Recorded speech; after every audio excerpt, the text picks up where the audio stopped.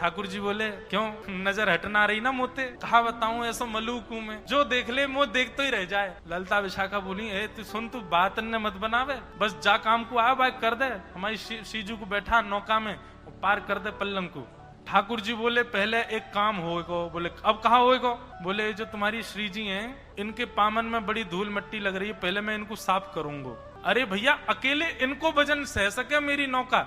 इनके पामन में धूल मिट्टी लगी है, या को वजन यदि मेरी नौका में गयो तो डूब जाएगी। ललिता विशाखा बोली ये सब तो तेरे बहाने हैं, स्पर्श करवे के हम सब जाने ना है, तू सकलती पतो चल लो कैसो है, लंपटता के पूरे लक्षण है तो में। ठाकुर जी बोले तो फिर ठीक है चली जाइयो, पार में जा रहा हूँ। बैठन लगे नौका। अरे नहीं नहीं तू तो बुरो मान जाए लाला, आजा आजा। कहा करना? बोले चरण धोंगो, मैं ही धोंगो, तुम सबरी दूर नहीं हो, अकेलो धोंगो। श्री जी तो पीछे हट गई, बोले मैं नहीं स्पर्श कराऊंगी याते। ललिता विशाखा बोली श्री जी देखो दूर दूर तक कोई नौका नहीं है, एक ही नौका है, अब ठीक है जैसो भी है पार तो करे ही देगो। और श्यामाजू एक बार बस या की नौका में बैठ जाए हम, फिर तो या ऐसा सबक सिखाएंगी, पल्ली पार ले जा करके तो या के हाथ पाम बांध के एक एक डुक मार के जाएंगी यहाँ में, तुम चिंता मत करिए बिल्कुल। एक बार पाम धुलवाए लो। श्री जी आके खड़ी है गई। ठाकुर जी ने सुंदर एक स्थान नियुक्त किया, गड्ढा करके वहां में श्री जी को एक चरण भर दियो। जमुना जल भर के ला रहे हैं और अपने हाथन से ठाकुर जी श्री जी के चरण स्पर्श करके धो रहे हैं। किशोरी जी अपने आप को संभाल रही हैं। ललिता विशाखा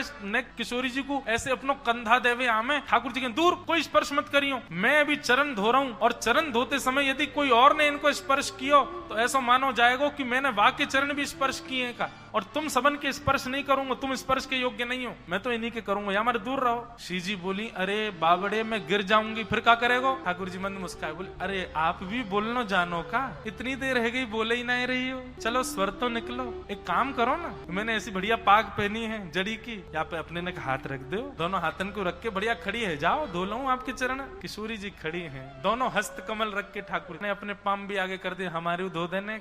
ठाकुर जी बोले तुम तो पीछे ही रहो, आ गई है बात बनामती, आओ आओ श्यामा जी आप विराजो यहाँ में, नौका में बैठो मेरी, सब लोग पीछे रहियो, कोई मत आ जाइयो, मेरी नौका डूब जाएगी नहीं तो। किशोरी जी विराज गई, ठाकुर जी बैठ गए।